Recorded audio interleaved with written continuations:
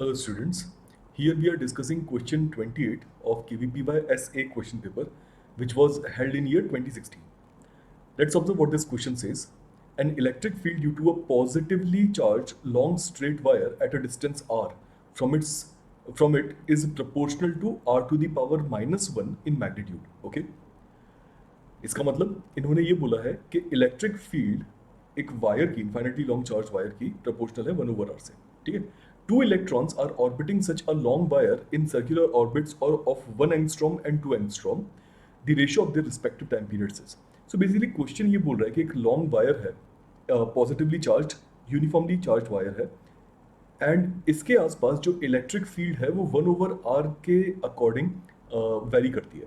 अब यहाँ पर दो इलेक्ट्रॉन्स हैं जो रिवॉल्व कर रहे हैं इस वायर के around in circular orbits of 1 angstrom and 2 angstroms respectively. So इनका टाइम पीरियड ऑफ रिवॉल्यूशन कितना होगा, राइट? सो इस क्वेश्चन को हम बहुत ही सिंपली ऑब्जर्व करेंगे कि क्वेश्चन इतना ज़्यादा डिफिकल्ट नहीं है. आपको सिर्फ एक प्रॉपर मेथड ऑफ या proper way of thought process जो है वो यहाँ पर इम्प्लीमेंट करनी होगी. फर्स्ट ऑफ ऑल अगर हम प्रोपोर्शनैलिटी की बात करें तो जब प्रोपोर्शनैलिटी रिमूव करेंगे तो कोई कांस्टेंट इंट्रोड्यूस कर देते हैं. लेट अस से कांस्टेंट इज के, राइट? सो इलेक्ट्रिक फील्ड की जो इक्वेशन है वो बन गई k/r, right? And therefore electric force on an electric charge, हमें पता है क्लास 10th में भी ये बताया जाता है कि it is equal to charge का magnitude multiplied by the value of electric force, electric field, right? So this becomes your electric force.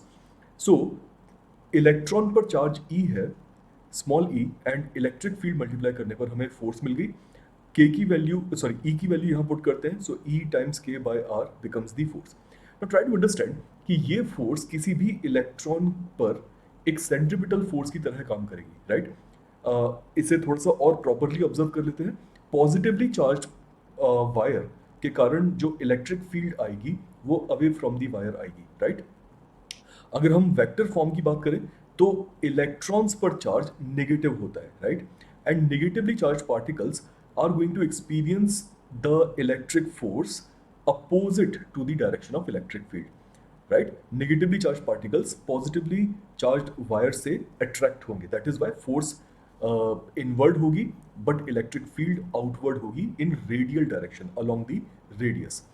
अगर यहाँ तक चीज़ें क्लियर हैं तो फिर आगे बढ़ते हैं. सो बेसिकली ये जो इलेक्ट्रिक फोर्स है E k divided by r, ये एक सेंट्रीपिटल फोर्स की तरह काम करेगी इन इलेक्ट्रॉन्स पर, बिकॉज ऑफ विच ये इलेक्ट्रॉन सर्कुलर ऑर्बिट में घूमेंगे. सो सेंट्रीपिटल फोर्स का फॉर्मूला होता है mr into omega square. So basically आपको अगर ये नॉलेज नहीं भी है कि यहाँ पर इलेक्ट्रिक फील्ड का फॉर्मूला, एग्जैक्ट फॉर्मूला क्या होगा इस केस में, doesn't matter, still you would be able to attempt this question.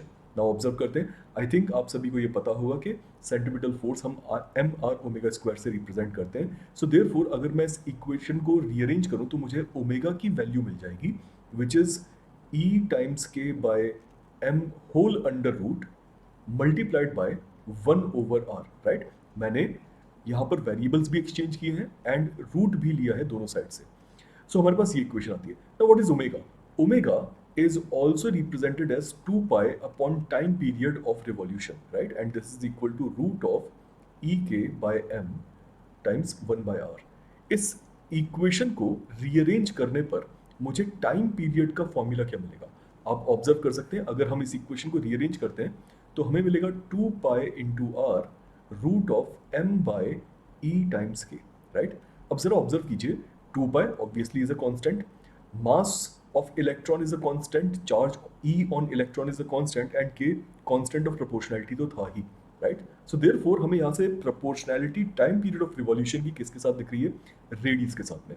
and therefore we can say कि फर्स्ट केस में जब रेडियस r है यानी कि 1 एंगस्ट्रॉम है एंड सेकेंड केस में जब रेडियस 2 एंगस्ट्रॉम यानी कि 2r है, तो then T1 and T2 time periods का रेशो जो हमें मिलेगा वो मिलेगा 1/2 एंड यही हमारा आंसर है. सो T1/T2 1/2 इज द आंसर और 2:1. Option B becomes your correct answer in this case. I hope आप सभी को समझ में आया होगा कि ऐसे या इस क्वेश्चन को किस तरह से एड्रेस करना है. एंड वेदांतु एकलव्य के बारे में अगर आपको नहीं पता है तो आप इसे गूगल पर सर्च कर सकते हैं. Best of luck.